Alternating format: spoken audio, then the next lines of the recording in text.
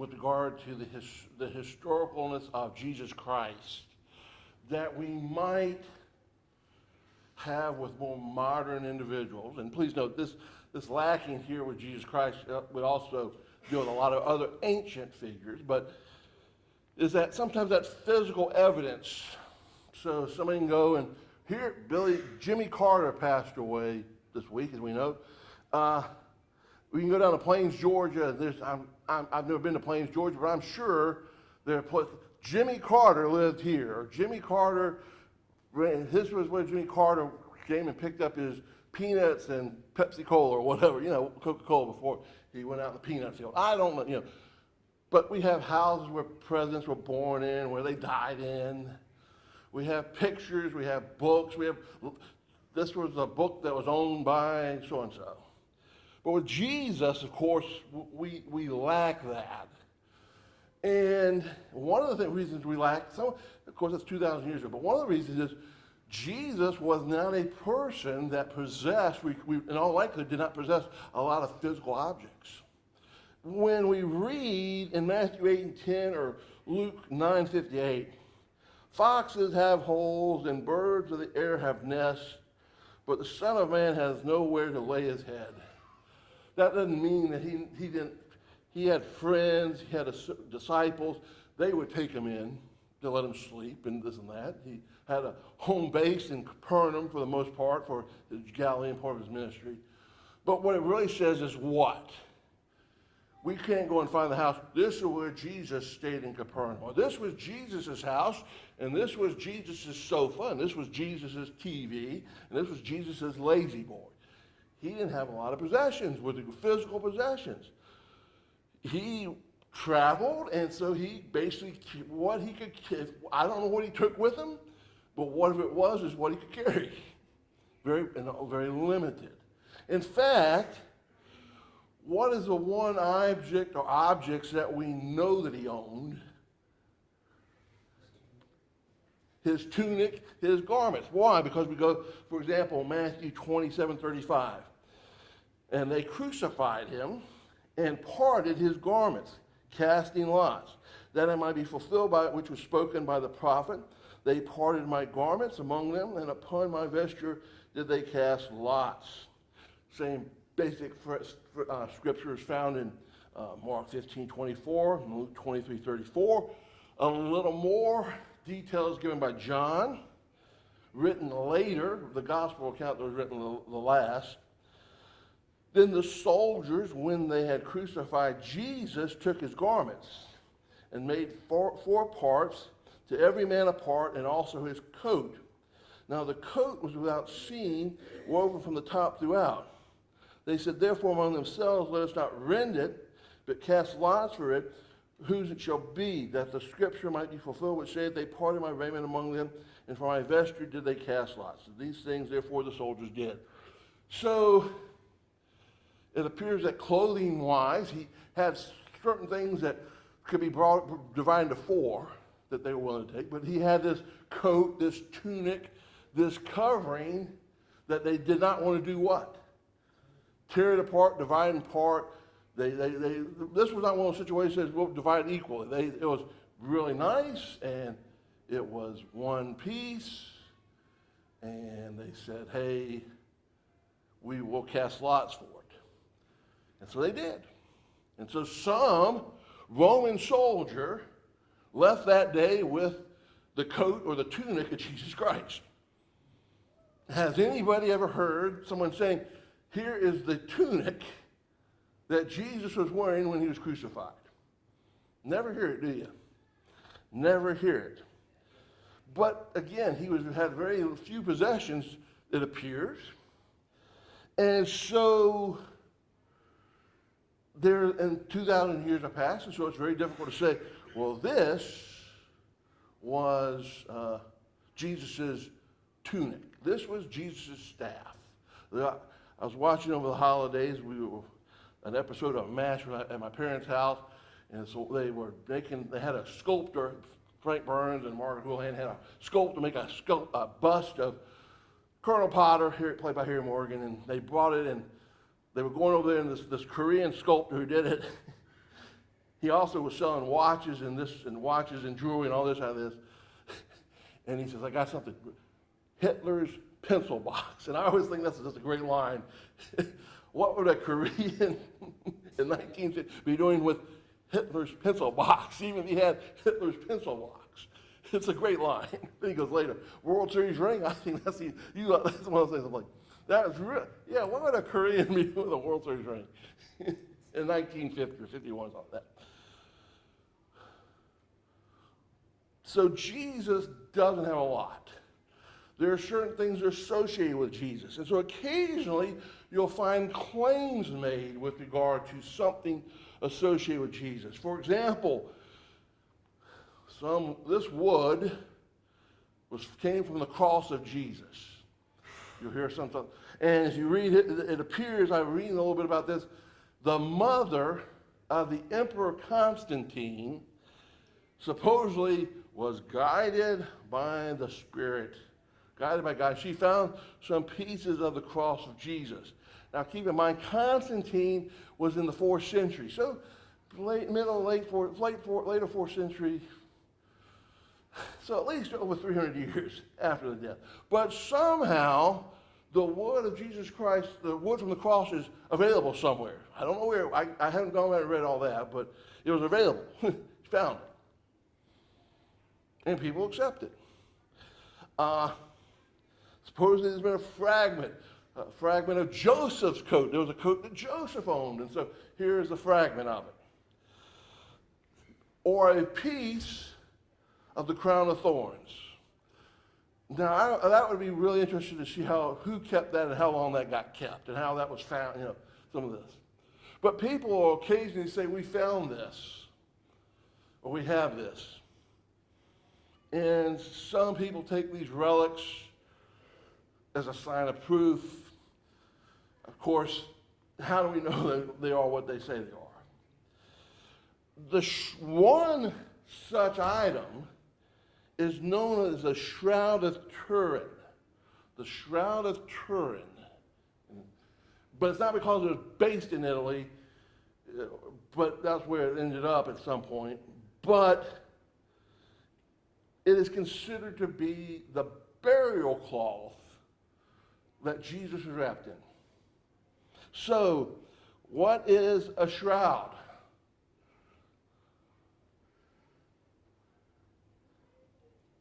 It's a burial garment, burial cloth. So you would wrap the body. And so this shroud is supposedly the garment that Jesus' body was wrapped in by Joseph of Arimathea before he was put in the tomb.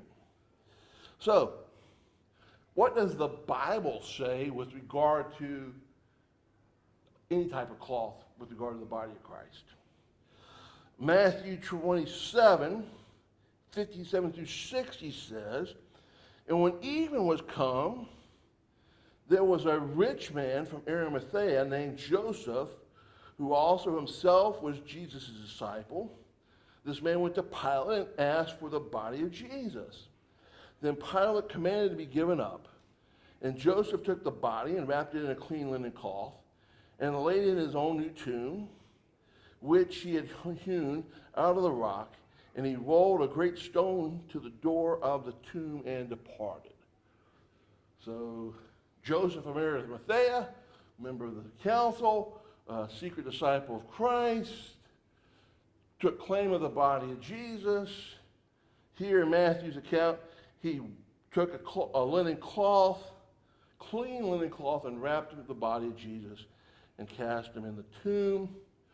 If you turn to Mark chapter 15, 42 through 46, the reading here is very similar. It does say that Joseph bought a linen cloth. And there's something to be said. Let's think about this. At the start of the day, did any of Jesus' disciples think that by the end of the day that he would be in a tomb? No, I don't see any of them doing that. And that would include someone like Joseph of Arimathea. So here's a body we've got to get them wrapped up. We need to get them off the cross. We need to put them in a tomb because we need to do this before the day ends, because if we don't, then the next day is what? The Passover, and so we can't do anything. So he has to buy a cloth. Luke 23, 52-53 says nothing additional with regard to the burial cloth that we find in Matthew and Mark's account. John 19, 38-41 states that Nicodemus assisted Joseph. Nicodemus, of course, was the Pharisee who came to Jesus at night in John chapter 3. And he provided about 100 pounds. The English Standard Version has 75, but about 100 pounds of mixture of myrrh and aloes. The passage also states that they bound the body in linen cloths. And it's very similar to what we find in John chapter 11, 44, when it says that when Lazarus came out of the tomb, he was wrapped in grave clothes. Generally, these were long strips of linen, and on his face, he had, well, the translation uses like a napkin, basically some sort of handkerchief-sized object. So Jesus appears, in verse 40, he talks about the custom of the Jews, appears to have been buried the same way that Lazarus would have been buried, prepared. What about after the resurrection? Is anything mentioned there? Matthew and Mark, did not find anything specific when we went back and reread the resurrection account passages. But in Luke 24:12, it says, "But Peter arose and ran into the tomb, and stooping and looking in, he seeth the linen cloths by themselves, and he departed to his home, wondering at that which was come to pass." And then John's account, John chapter 20, 4-7, "And they ran both together, and the other disciple," and who would this other disciple have been? Would have been John. "Outran Peter, and came first to the tomb, and stooping and looking in, he seeth the linen cloths lying. Yet he entered not in. Simon Peter therefore also cometh, following him, and entered into the tomb, and he beheld the linen cloths lying in the napkin that was upon his head, not lying with the linen cloths, but rolled up in a place by itself." So basically what we find with regard to any burial cloth with regard to Jesus is that they were provided by Joseph of Arimathea. He was wrapped in it. He was prepared, his body was prepared like among the custom of the Jews. That after the resurrection, Jesus was not wandering around in the burial cloth, but he had taken it off and left it in the tomb. So, it's left in the tomb. So, what then is give us some specific, we need to give some specifics with regard to the Shroud of Turin. This garment is approximately a little over 14 feet by 3.5, 3 3/4 feet in the dimensions. Supposedly, the garment has an image of a man, front and back,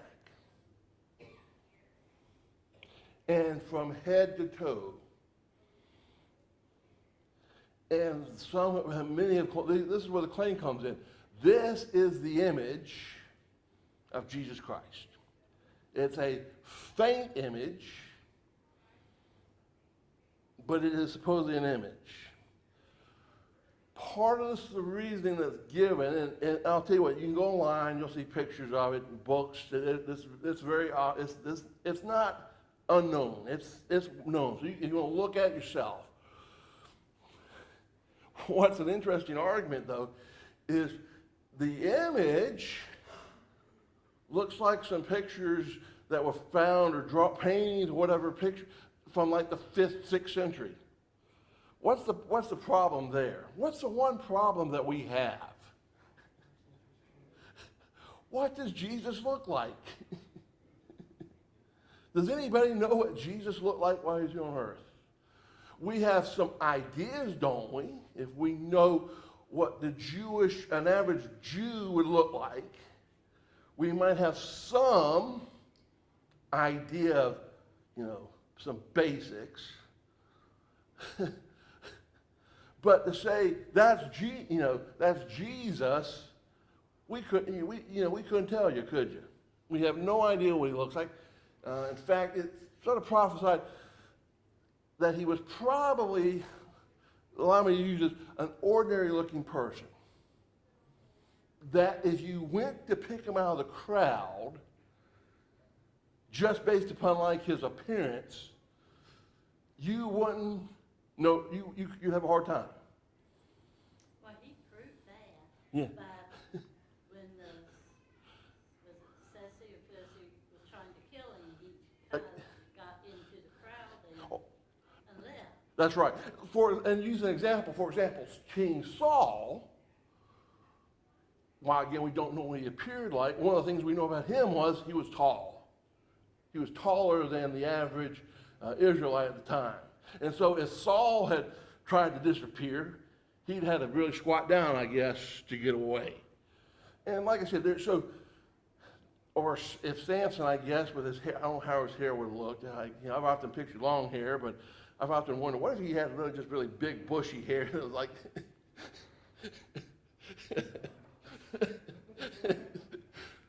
that's Samson. How can you tell? You can't see his face.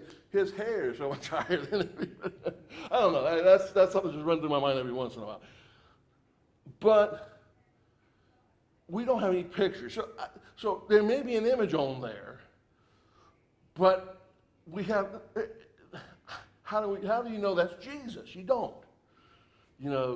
If someone says Charlie Futrell, that's my dad's name, image is on this cloth. Well, I can go look and tell you, well, that doesn't look a bit like my dad, So as long as we know have pictures or have images, we can do it. But these things come out hundreds of years later, and there's obviously no eyewitnesses. Well, yes, that's the way Jesus looked when he was put in the tomb.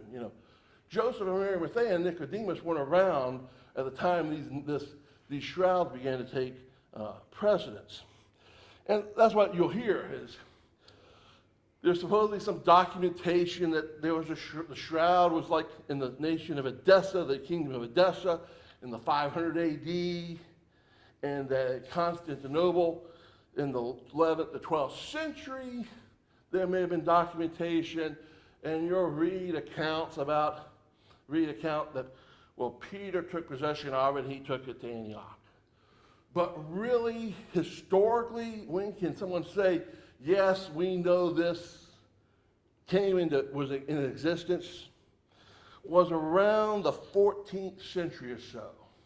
1357 AD or so was basically the first public presentation that when it really appears in historical record when people could see it. So here we have this burial document that's basically over 1,300 years after the death of Christ.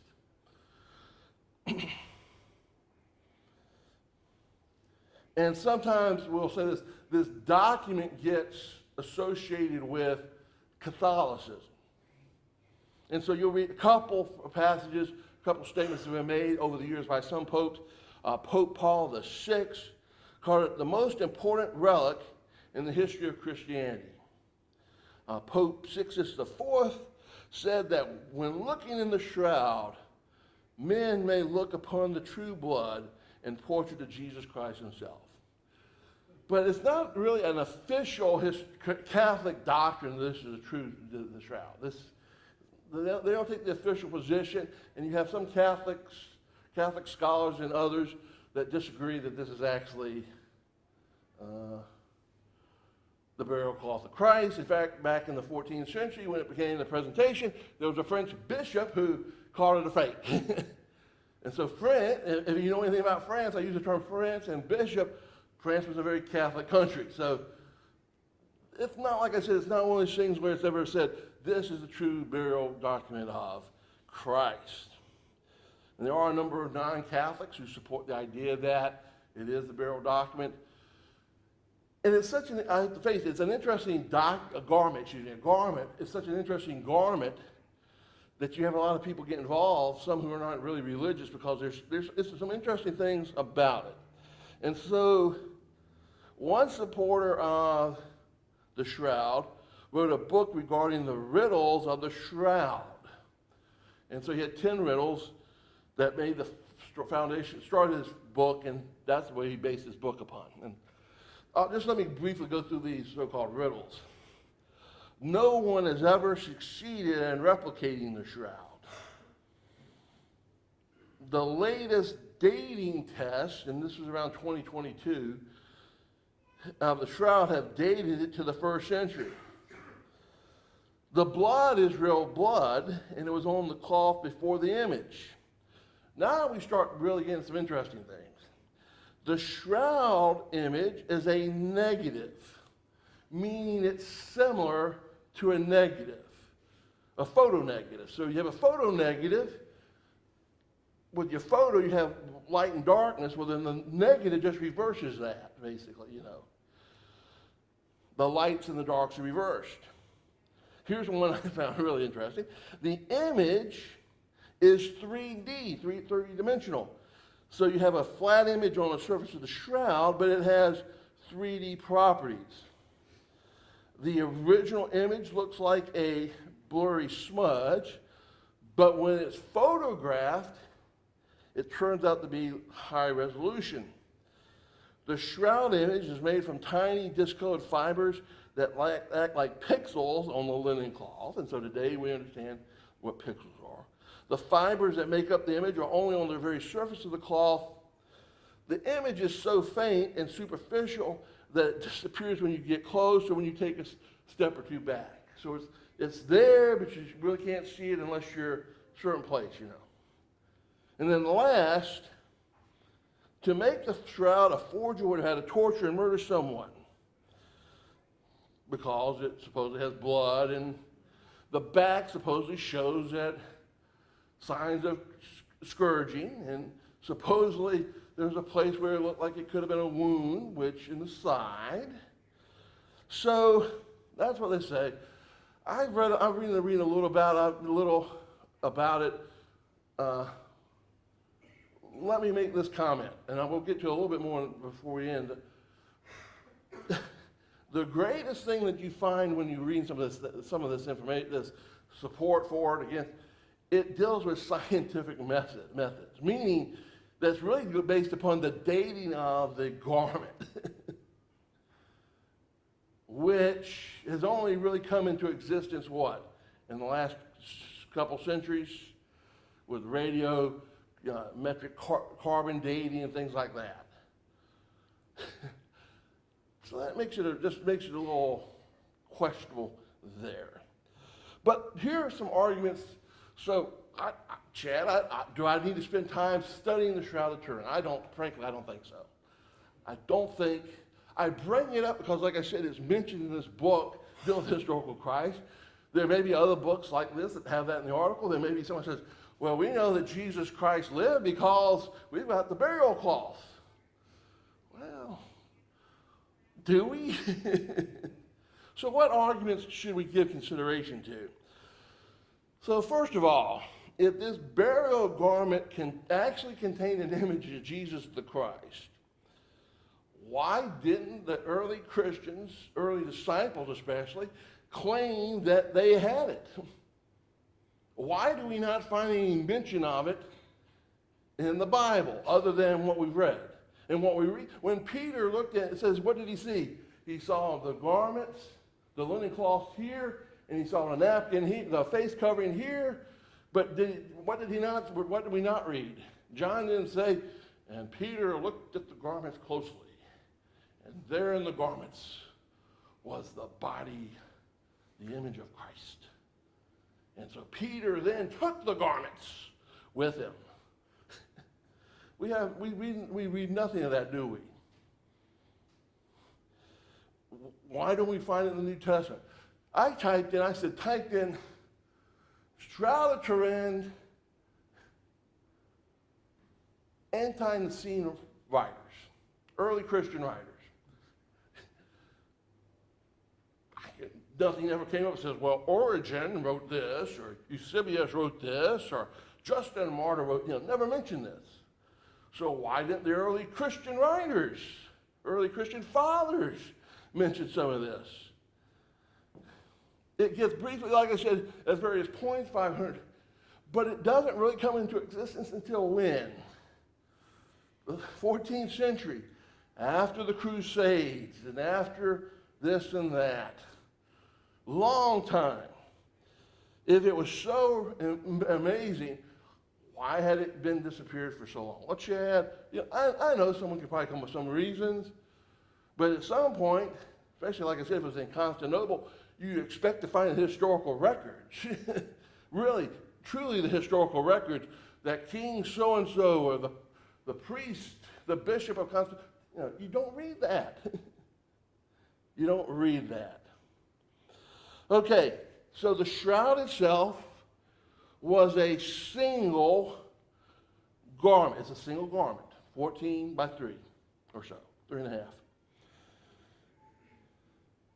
And yet, when we read John's writings, and it's translated as cloth, so multiple, more than just one possibly, but it was also the idea of the face covering, the napkin, the small handkerchief. Again, when we talk about there's an image of the face on the cloth, on the shroud. So how did that occur? Why did it appear on the napkin as well? Where's the napkin? Really you would think that if the napkin is sort of something, that the head would be lighter than the rest of the body. There was more than just a single garment. Catholic scholar Cestus Spick made the following statement, that we should picture the body of Christ rolled up in a large linen cloth like Matthew, bound up with bandages like Lazarus, with a cloth or shroud on the head, the feet and the hands wrapped separately. So, was it just one single garment? Well, there were other garments. What happened to them if they supposedly existed? Why? The reading doesn't really give us, support for this idea of just one single garment.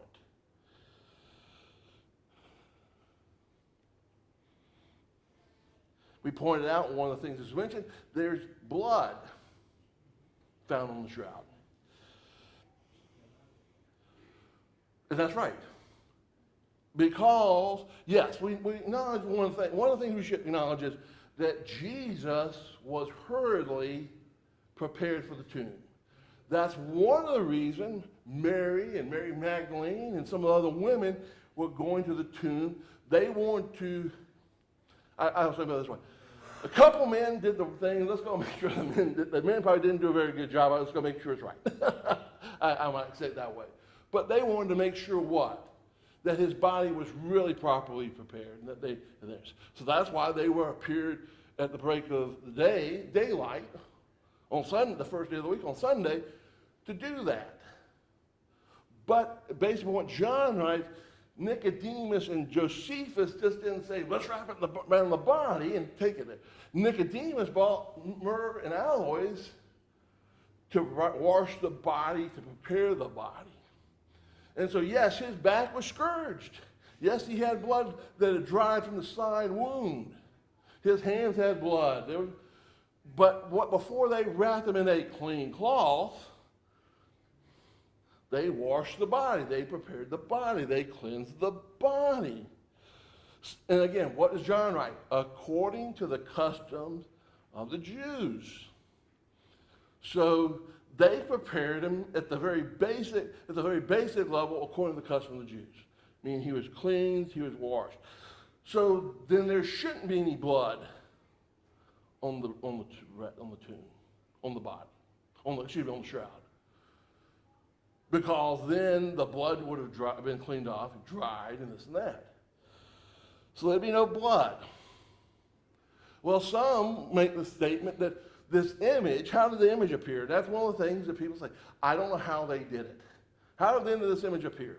One theory gets held out that possibly there was the sweat of Jesus, there was his sweat on his body, and you mix these chemicals, these spices, this aloes, this myrrh, and it caused this image to appear. Well, again, if the body is wrapped, when someone dies, what happens? It may take a few minutes, but at some point you stop bleeding, don't you? You stop sweating. Why? Because you're dead. So if Jesus I'm sure, we know Jesus had what? The night before when he had prayed basically his blood, remember? His blood, because he prayed so intensely. His sweat was mixed with blood. So he was sweaty, and there's no denying that. But again, what would Josephus and Nicodemus have done to prepare the body? They would have cleansed him. They would have washed him. So how do you have dried sweat? You can't. You don't. You don't. Some have even stated that maybe it involves some sort of decomposition. The vapors escaping the body mixed with something caused this image. Well, again, one of the things you said, shouldn't this have occurred to other people as well? Shouldn't somebody have been into someone else's? Well, look. Because again, Jesus was prepared the custom of the Jews. But the other thing to keep in mind is what was with regard to Jesus' body. You go to Psalm 16:10, it talks about how his body, you read that, and the psalmist writes, it would not see the decomposition. In fact, that's what Peter points out in Acts 2:27. Jesus was not in the tomb to decompose. Remember, he was only in there less than 72 hours. He wasn't in there for 3 24-hour days. And remember, when Lazarus died, how many days was he in the tomb? 4 days. And again, keep in mind the Jewish counting, it could have been, like I said, he could have died at 11:59 the first day, the last minute of the day, and Jesus and his disciples could have appeared the first minute of the 4th day. But that's still 48 hours, which is more than what Jesus would have been in the tomb.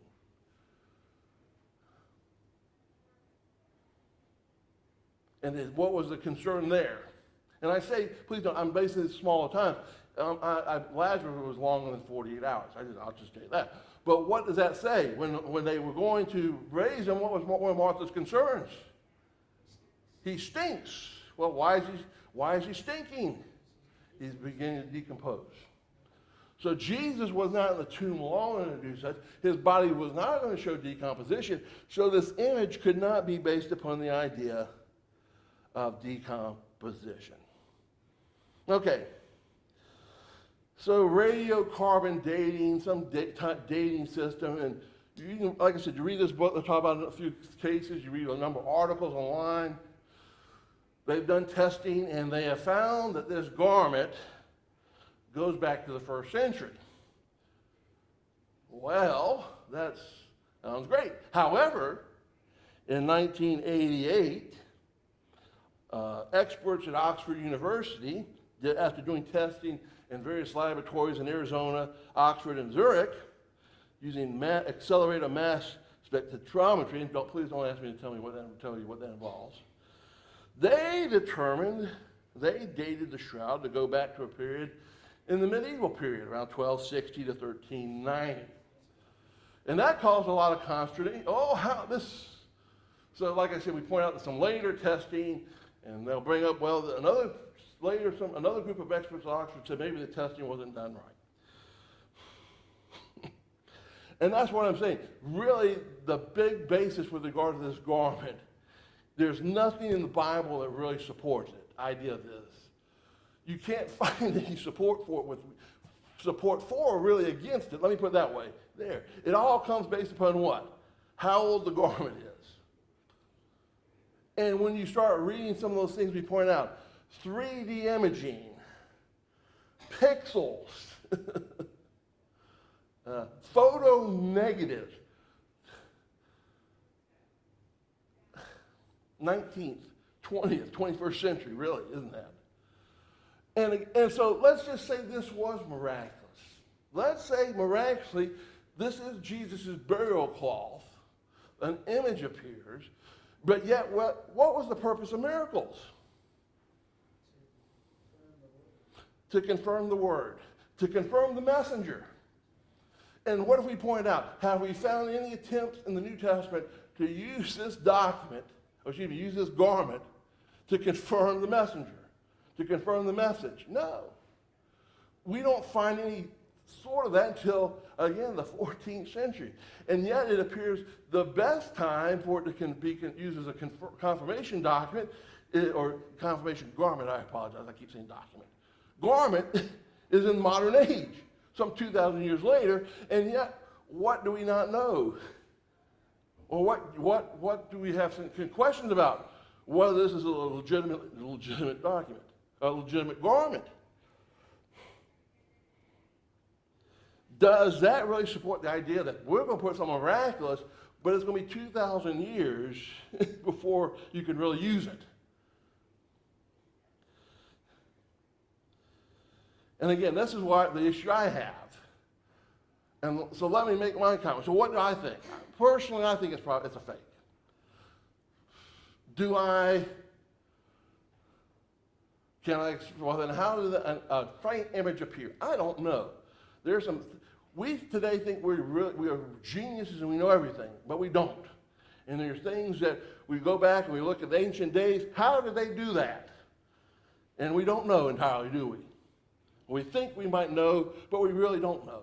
So is it possible there was somebody that could do something, and read this, it's pretty impressive what would be done, could have done that. You know, I go back to the Old Testament, back to the Egyptian magicians. You read that, what did they do on a couple of, well, first of all, they put down their rod, they caused a snake to appear. Well, some would say that what they could do is they could take a snake and they put it there and he could be straight like a rod, and they laid it down, he would start moving again. There. But then we read on the first couple of plagues, what were they able to do? They were able to replicate it in some fashion. We don't get how much it was, this, that. How did they do that? I don't know. Again, as I've said, if it was done miraculously, God allowed them to do it miraculously. But if it was not, then they had some kind of trickery there. And I got some ideas, but I'm thinking, man, that takes a lot of work to do what they're doing. But they could do some things like that. We sound like I said, they were just a bunch of idiots. No, there were some really sneaky people back then. So this could be, it's quite possible this is a fraud, very possible. But let's also point this out. It could be a 2,000-year-old garment. But that doesn't mean that it's the burial garment for Christ. That so-called image on there does not necessarily mean that is actually Christ or is Christ's image. But here's the great thing.